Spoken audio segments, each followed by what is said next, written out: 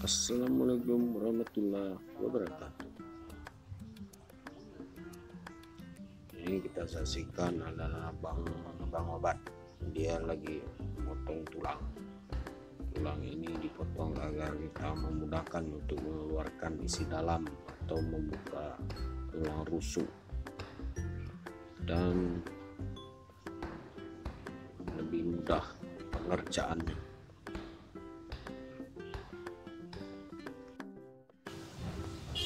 Dan ini kita pembukaan daging atas atau yang sering disebut daging lemusir bagian atas. Jangan luka ya, nantinya tidak terikut pada tulang. Dagingnya kita ambil, nanti tinggal kita bersihkan lemak-lemaknya ataupun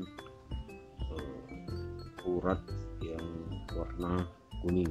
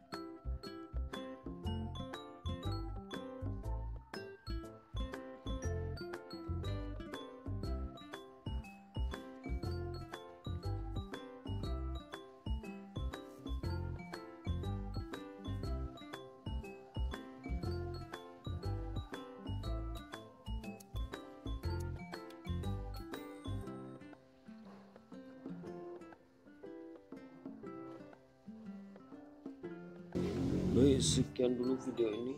Kita akan tutup dulu karena durasi terlalu lama. Jangan lupa like dan komennya. Sekian, assalamualaikum warahmatullahi wabarakatuh.